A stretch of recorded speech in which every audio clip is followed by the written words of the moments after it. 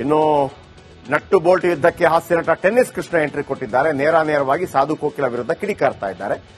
ಸಾಧು ಕೋಕಿಲ ಹೇಳಿದ್ದೆಲ್ಲ ಸುಳ್ಳು ಅಂತ ನೇರವಾಗಿ ಹೇಳ್ತಾ ಇದ್ದಾರೆ. ಅದರ ಜೊತೆಗೆ ತಮಗೆ ಹಿಂದೆ ಸ್ವಲ್ಪ ಏನು ಕೋಪ ಇತ್ತು ಸಾಧು ಕೋಕಿಲ ಮೇಲೆ, ಅದನ್ನು ಕೂಡ ತೀರಿಸ್ಕೊತಾ ಇದ್ದಾರೆ. ಏನಾಯ್ತು ಬನ್ನಿ ನೋಡೋಣ.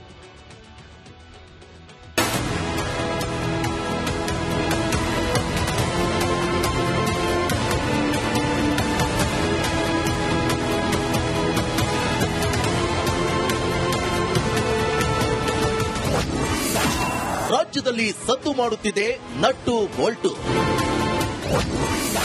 ಸಾಧು ಕೋಕಿಲ ವಿರುದ್ಧ ಟೆನ್ನಿಸ್ ಕೃಷ್ಣ ಸಿಟ್ಟು. ಡಿಸಿಎಂ ಡಿಕೆ ಶಿವಕುಮಾರ್ ಅವರ ನಟ್ಟು ಬೋಲ್ಟು ಹೇಳಿಕೆ ಬಗ್ಗೆ ಸ್ಯಾಂಡಲ್ವುಡ್ನಲ್ಲಿ ಭಾರಿ ಚರ್ಚೆ ಆಗ್ತಾ ಇದೆ. ಇದೇ ಚರ್ಚೆಯಲ್ಲಿ ಚಲನಚಿತ್ರ ಅಕಾಡೆಮಿ ಅಧ್ಯಕ್ಷ ಸಾಧು ಕೋಕಿಲ ವಿರುದ್ಧ ಹಿರಿಯ ಹಾಸ್ಯ ನಟ ಟೆನ್ನಿಸ್ ಕೃಷ್ಣ ವಾಗ್ದಾಳಿ ನಡೆಸಿದ್ದಾರೆ. ಸರಿಯಾಗಿ ಆಹ್ವಾನವನ್ನೇ ಕೊಟ್ಟಿರಲಿಲ್ಲ. ಹೇಗೆ ಫಿಲ್ಮ್ ಫೆಸ್ಟಿವಲ್ ಅಲ್ಲಿ ಯಾವ ರೀತಿಯಲ್ಲಿ ಯಾರ್ಯಾರಿಗೆ ಇನ್ವಿಟೇಷನ್ ಹಂಚಬೇಕು, ಯಾರ್ಯಾರಿಗೆ ಖುದ್ದಾಗಿ ಹೋಗಿ ಕೊಡಬೇಕು, ಯಾರ್ಯಾರಿಗೆ ಪೋಸ್ಟಲ್ಲಿ ವಿತ್ ಪಾಸ್ ಹೋಗುತ್ತೆ, ಇದೆಲ್ಲವೂ ಕಳೆದ ವರ್ಷ ಹೇಗಾಗಿದೆಯೋ ಈ ವರ್ಷ ಕೂಡ ಅಷ್ಟೇ ಕರೆಕ್ಟಾಗಿ ಆಗಿದೆ. ಹಿಂದೇನೂ ಕೂಡ ಯಾರು ಕರೆದಿಲ್ಲ.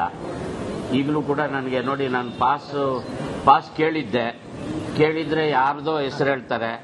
ನೀವು ಹೋಗಿ ಸಾಧು ಕೋಕಿಲ ಅವ್ರ ಹತ್ರನೇ ಕೇಳಿ ತಗೊಳ್ಳಿ ಅಂತಾರೆ. ನಾನು ಎಲ್ಲಿ ಹುಡುಕ್ಲಿ ಮೇಡಮ್? ಅವ್ರ ನಂಬರ್ ಇಲ್ಲ ನನ್ನ ಕಡೆ. ಇಲ್ಲ ಮೇಡಮ್, ಸಿಕ್ಕಿಲ್ಲ. ನಾನು ಫೋಟೋ ಕಳಿಸಿದ್ದೀನಿ, ಫೋನ್ ಕೂಡ ಮಾಡಿದ್ದೀನಿ. ನಾನೇ ಹೋಗಿ ಕಲೆಕ್ಟ್ ಮಾಡ್ಕೋಬೇಕಂತೆ. ಆಫೀಸ್ ಎಲ್ಲೋ ಇದೆ, ನನಗೆ ಗೊತ್ತಿಲ್ಲ ಮೇಡಮ್. ಯಾರು ಕಾಂಟ್ಯಾಕ್ಟ್ ಮಾಡಲಿ ನಾನು? ಸಾಧು ಕೋಕಿಲ ನನ್ನ ಜೊತೆ ಮಾತನಾಡಲ್ಲ. ಅಷ್ಟೇ ಕರೆಕ್ಟಾಗಿ ಆಗಿದೆ, ಅದರಲ್ಲಿ ಯಾವ ಅನುಮಾನನೂ ಬೇಡ ಸರ್. ಈಗ ನಾನು ಹೇಳ್ತಾ ಇರೋದು, ನೀವು ಕೇಳ್ತಾ ಇರೋದು ನಿಮ್ಮ ಪ್ರಶ್ನೆಗೆ ನನ್ನ ಉತ್ತರವನ್ನ ಕೊಟ್ಟಿದ್ದೇನೆ. ಆಮೇಲೆ ಚಿತ್ರರಂಗದ ಒಂದು ಉಳಿವಿಗಾಗಿ ಏನು ಮಾಡಬೇಕು ಅದನ್ನ ಒಂದು ಪೂರ್ವದಲ್ಲಿ ಒಂದು ಮೀಟಿಂಗ್ ಕರಿಬೇಕಾಗಿತ್ತು. ಯಾರು? ನಿಗಮ ಮಂಡಳಿ ಅಧ್ಯಕ್ಷ ಯಾರು? ಸಾಧು ಕೋಕಿಲ ಕರಿಬೇಕಾಗಿತ್ತು ಅಲ್ವೇ? ಮೊದಲೇ ಕರಿಬೇಕು. ಇದು ಮೊದಲೇ ನಿರ್ಧಾರ ಆಗಿರೋಂಥದ್ದಲ್ವಾ? ಯಾರು ತಪ್ಪು ಸರ್? ಇದು ನಿಗಮ ಮಂಡಳಿ ಅಧ್ಯಕ್ಷರದು ಅಲ್ವೇ? ನನ್ನ ಜೊತೆಗೆ ಸರಿಯಾಗಿ ಮಾತಾಡಲ್ಲ ಎದುರಿಗೆ ಸಿಕ್ಕಿದ್ರೆ. ಹಿರಿಯ ಕಲಾವಿದರಿಗೆ ಗೌರವ ಕೊಡುತ್ತಿಲ್ಲ. ಹಿರಿಯ ಕಲಾವಿದರನ್ನ ಗೌರವಪೂರ್ವಕವಾಗಿ ನಡೆಸ್ಕೊತಾ ಇಲ್ಲ ಮೇಡಮ್. ಇಲ್ಲ ಅವ್ರಿಗೆ ಯಾರು ಬೇಕೋ ಅವ್ರನ್ನ ಕರೀತಾ ಇದ್ದಾರೆ. ಅದೇ ತಿಳ್ಕೊಬೇಕು ಸರ್. ಸಾಧು ಕೋಕಿಲ ವಿರುದ್ಧ ಟೆನ್ನಿಸ್ ಕೃಷ್ಣ ಸಮರ ಸಾರಿದ್ದು ಇದ್ಯಾಕೋ ವೈಯಕ್ತಿಕ ಯುದ್ಧದಂತಿದೆ ಅಂತ ಜನರು ಮಾತನಾಡಿಕೊಳ್ತಿದ್ದಾರೆ. Bureau report, Republic Kannada. Tennis Krishna Sadhu Kokila ಬರೋದಕ್ಕಿಂತ ಮೊದಲು ಬಹಳ ಫೇಮಸ್ ಆಗಿದ್ದಂಥವ್ರು. ಆಮೇಲೆ ಟೆನ್ನಿಸ್ ಕೃಷ್ಣಗೆ ಏನಿದೆ ಅಂತಂದ್ರೆ, ಟೆನ್ನಿಸ್ ಕೃಷ್ಣ ಮತ್ತು ದೊಡ್ಡಣ್ಣ ಜೋಡಿ ಬಹಳ ಫೇಮಸ್ ಜೋಡಿ. ಒಮ್ಮೊಮ್ಮೆ ಈ ಕೆಲವು ಜೋಡಿಗಳು ಆತರ ಬಹಳ ಕ್ಲಿಕ್ ಆಗ್ಬಿಡ್ತದೆ. ಶ್ರೀ ಕೃಷ್ಣಮೂರ್ತಿ ಜೋಡಿ ಕ್ಲಿಕ್ ಆಗಿತ್ತು, ಈ ನರಸಿಂಹರಾಜು ಜೋಡಿ ಕ್ಲಿಕ್ ಆಗಿತ್ತು. ಎಸ್ಪೆಷಲಿ ತಮಿಳಿನಲ್ಲಿ ಗೌಂಡಮಣಿ ಸೆಂದಿಲ್ ಜೋಡಿ ಕ್ಲಿಕ್ ಆದಾಗ ಇದೇ ಯಾರು ದೊಡ್ಡಣ್ಣ ಮತ್ತು ಇವರಿಬ್ಬರ ಜೋಡಿ ಬಹಳ ಕ್ಲಿಕ್ ಆಗಿತ್ತು.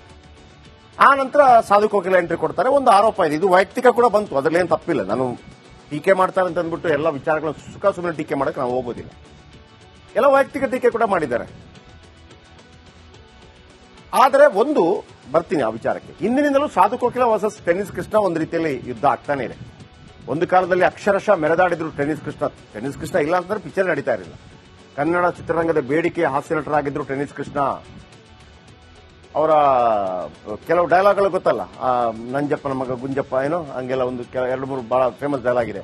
ಇನ್ನು ಬೆಲ್ಲೋಡಿ ಇಲ್ಲಿಲ್ವ, ಇದೆಲ್ಲ ಬಹಳ ಫೇಮಸ್. ಯಾವಾಗ ಸಾಧು ಎಂಟ್ರಿ ಕೊಡ್ತಾರೆ ಟೆನ್ನಿಸ್ ಕೃಷ್ಣ ಸೈಡ್ ಲೈನ್ ಆಗ್ತಾರೆ. ಆದ್ರೆ ಟೆನ್ನಿಸ್ ಕೃಷ್ಣ ಏನ್ ಹೇಳ್ತಾರೆ, ನನ್ನನ್ನು ಸೈಡ್ ಲೈನ್ ಮಾಡಿದ್ದು ಸಾಧು ಕೋಕಿಲ ಅಂತ ಅವ್ರದ್ದೊಂದು ಆರೋಪ ಮೊದಲಿಂದಲೂ ಕೂಡ. ನನ್ನ ಮತ್ತು ದೊಡ್ಡಣ್ಣ ಜೋಡಿ ತುಂಬಾ ಚೆನ್ನಾಗಿತ್ತು, ಅವರ ಎಂಟ್ರಿ ಕೊಟ್ಬಿಡ್ತಾರೆ, ದೊಡ್ಡಣ್ಣ ಮತ್ತು ಸಾಧು ಕೋಕಿಲ ಜೋಡಿ ಕ್ಲಿಕ್ ಆಗ್ಬಿಡುತ್ತೆ ಆಮೇಲೆ ಅಂತ. ಆಮೇಲೆ ಹೇಳ್ತಾರೆ, ನಾವಿಬ್ಬರು ಎಂದು ಪರಸ್ಪರ ಏನು ಜಗಳ ಆಡಿಲ್ಲ, ಆದ್ರೆ ನನಗೆ ಬರಬೇಕಾದ ಅವಕಾಶಗಳನ್ನು ಕೊಡ್ತಾ ಇರಲಿಲ್ಲ ಅಂತೇಳಿ ಇವ್ರದ್ದೊಂದು ಆರೋಪ ಇತ್ತು. ಸ್ವಲ್ಪ ವರ್ಷಗಳ ಬಳಿಕ ಆತ ಒಂದು ಮಟ್ಟಕ್ಕೆ ಬೆಳೆದಿದ್ದ, ಆನಂತರ ನನ್ನ ದೊಡ್ಡಣ್ಣ ಮಧ್ಯೆ ಸಾಧು ಕೋಕಿಲ ತಂದಿಟ್ಟ ಅಂತೆಲ್ಲ ಹೇಳ್ತಾರೆ. ಹೀಗೆ ಸಾಧು ವಿರುದ್ಧ ಹಿಂದೆ ಕಿಡಿಕಾರಿದ್ರು ಟೆನ್ನಿಸ್ ಕೃಷ್ಣ.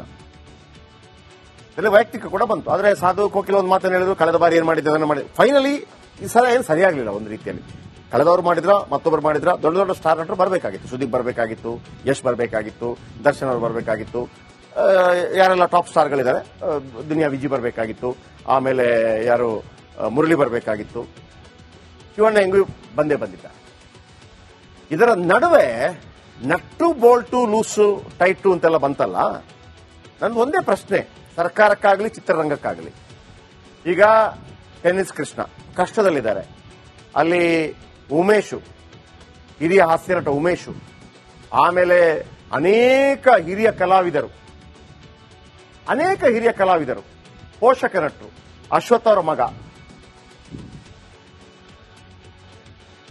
ಆಮೇಲೆ ಇತ್ತೀಚೆಗೆ ಹಾಸ್ಯ ನಟ ದಿನೇಶ್ ಅವರ ಮಗ ಗಿರಿ ತೀರ್ಕೊಂಡ್ಬಿಟ್ರು. ಸುಂದರ ಕೃಷ್ಣ ಅರಸ್ ಅವರ ಮಕ್ಕಳು ಓಕೆ ಒಂದು ರೀತಿಯಲ್ಲಿ ಏನೋ ಮಾಡ್ಕೊಂಡು ಹೋಗ್ತಿದ್ದಾರೆ. ಆದ್ರೆ ಅವಕಾಶಗಳು ಸಿಕ್ಕಿದೆ ಇಲ್ಲೋ ಮತ್ತೊಂದು ಗೊತ್ತಿಲ್ಲ, ಅವರವರ ಸ್ಟ್ರೆಂತ್ ಮಾಡ್ಕೊಂಡು ಹೋಗ್ತಾರೆ. ಇದ್ದವ್ರದ್ದು ಓಕೆ. ಈಗ ಅವತ್ತೊಮ್ಮೆ ಸುದೀಪ್ ಎಲ್ಲರಿಗೆ ಕೆಲವು ಫ್ಯಾಮಿಲಿಗಳಿಗೆ 15,000 20,000 ಏನೋ ಕೊಟ್ಟರಲ್ವಾ ಈ ಇದರಲ್ಲಿ. ನಟ್ಟು ಬೋಲ್ಟು ಟೈಟ್ ಮಾಡೋದಕ್ಕಿಂತ ಎಷ್ಟು ಸಿನಿಮಾದ ಮೊನ್ನೆ ರಾಜ್ಕಿಶೋರ್, ಪ್ರಖ್ಯಾತ ಡೈರೆಕ್ಟರ್ ರಾಜ್ಕಿಶೋರ್ ಅವರ ಫ್ಯಾಮಿಲಿ ಹೆಂಗಿದೆ ಯಾರು ಗೊತ್ತಿದೆ, ಎಷ್ಟು ಕಷ್ಟದಲ್ಲಿದ್ದಾರೆ. ಆಮೇಲೆ ಸುದರ್ಶನ್ ಪ್ರಖ್ಯಾತ ನಟ, ಅವರ ಪತ್ನಿ ಹೆಂಗಿದ್ದಾರೆ, ಅವರ ಕುಟುಂಬ ಹೆಂಗಿದೆ ಗೊತ್ತಿಲ್ಲ. ನಾನು ಹೇಳ್ತಿರೋದು ನೆಟ್ಟು ಬೋಲ್ಟ್ ಲೂಸು ಟೈಟು ಬೇರೆ ವಿಚಾರ. ನಮ್ಮನ್ನ ಮನರಂಜಿಸಿದ ಎಷ್ಟೋ ಸಿನಿಮಾ ರಂಗದ ಹಿರಿ ತಾರೆಗಳು ಎಷ್ಟು ಕಷ್ಟದಲ್ಲಿದ್ದಾರೆ ಯಾರಿಗೂ ಗೊತ್ತಿಲ್ಲ. ತುಂಬಾ ಜನ ಕಷ್ಟದಲ್ಲಿದ್ದಾರೆ. ಸರ್ಕಾರ ಮನಸ್ಸು ಮಾಡಬೇಕು, ಚಿತ್ರರಂಗ ಕೂಡ ಮನಸ್ಸು ಮಾಡಬೇಕು. ನೀವೆಲ್ಲ ಇಷ್ಟೆಲ್ಲ ಹೋಗ್ತಿರಲ್ವಾ ಪ್ರಚಾರ ಮಾಡೋಕ್ಕೆ, ಮತ್ತೊಂದು ಮಾಡೋಕ್ಕೆ ಹೋಗ್ತಿರಲ್ವಾ, ನಂದು ಒಂದು ರಿಕ್ವೆಸ್ಟ್ ನಿಮ್ಮ ಹತ್ರ. ಇಷ್ಟೆಲ್ಲ ಆಗತ್ತಲ್ಲ, ನೀವೆಲ್ಲರೂ ಸೇರಿ ಒಂದು 100 ಕೋಟಿಯಷ್ಟು ದುಡ್ಡನ್ನು ಸರ್ಕಾರದಿಂದ ಒಂದು ಡೆಪಾಸಿಟ್ ಇಡುವಂಗೆ ಮಾಡಿದ್ರೆ, ಫಿಕ್ಸ್ಡ್ ಡೆಪಾಸಿಟ್ ಮಾಡಿದ್ರೆ ನಿಮಗೆ ವರ್ಷಕ್ಕೆ 7 ಕೋಟಿ ರೂಪಾಯಿ ಅದರಲ್ಲಿ ಬಡ್ಡಿ ಬರುತ್ತೆ. 7 ಕೋಟಿ ರೂಪಾಯಿ ಬಡ್ಡಿ ಬರುತ್ತೆ ಸರ್. 100 ಕೋಟಿ ಇಟ್ಟರೆ 7 ಕೋಟಿ ರೂಪಾಯಿ ಬಡ್ಡಿ ಬರುತ್ತೆ ಸರ್. ಆ 7 ಕೋಟಿ ರೂಪಾಯಿಯಲ್ಲಿ ನೀವು 1 ಲಕ್ಷ ಅಂದ್ರೂ ಕೂಡ 700 ಕುಟುಂಬ ಆಯ್ತು. 2 ಕುಟುಂಬ ಅಂದ್ರೆ ಇಟ್ಕೊಳ್ಳಿ. ಅಟ್ಲೀಸ್ಟ್ ಅದನ್ನ ಡಿವೈಡೆಡ್ ಮಾಡ್ತಿರೋ, ತಿಂಗಳಿಗೆ 10,000 ತರ ಮಾಡಿಸ್ತಿರೋ, 20,000 ತರ ಮಾಡಿಸ್ತಿರೋ ಮಾಡಬಹುದು. 7 ಕೋಟಿ ಬರುತ್ತೆ ನೋಡ್ರಿ. 100 ಕೋಟಿ ನೀವು ಇಟ್ರೆ ಒಂದು ಬಜೆಟ್ ಅಲ್ಲಿ ಇಡಿಸ್ಬಿಡೋದಪ್ಪ. ಆ ತರ ಮಾಡಿ ಯಾವ ನಟ್ಟು ಬೋಲ್ಟು ಲೂಸ್ ಆಗಿ ಪಾಪ ವಿಧಿ ಇಲ್ಲದೆ ಇರುವಂತಹ ಅನೇಕ ಹಿರಿಯ ಕಲಾವಿದರಿದಾರಲ್ಲ, ಅವರ ಕಣ್ಣೀರು ಒರೆಸಿ ಅನ್ನುವಂಥದ್ದು ನಮ್ಮಿಂದ ಆಗ್ತಿದ್ರೆ ಖಂಡಿತವಾಗ್ಲೂ ಮಾಡ್ತಿದ್ವಿ ನಾವು ನಮ್ಮ ಕಾರ್ಯಕ್ರಮದ ಮುಖಾಂತರ. ಬಟ್ ಇದು ದೊಡ್ಡ ಮನಿ. ಓಕೆ,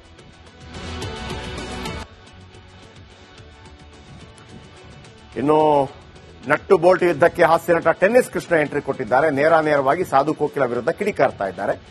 ಸಾಧು ಕೋಕಿಲ ಹೇಳಿದ್ದೆಲ್ಲ ಸುಳ್ಳು ಅಂತ ನೇರವಾಗಿ ಹೇಳ್ತಾ ಇದ್ದಾರೆ. ಅದರ ಜೊತೆಗೆ ತಮಗೆ ಹಿಂದೆ ಸ್ವಲ್ಪ ಏನು ಕೋಪ ಇತ್ತು ಸಾಧು ಕೋಕಿಲ ಮೇಲೆ, ಅದನ್ನು ಕೂಡ ತೀರಿಸ್ಕೊತಾ ಇದ್ದಾರೆ. ಏನಾಯ್ತು ಬನ್ನಿ ನೋಡೋಣ.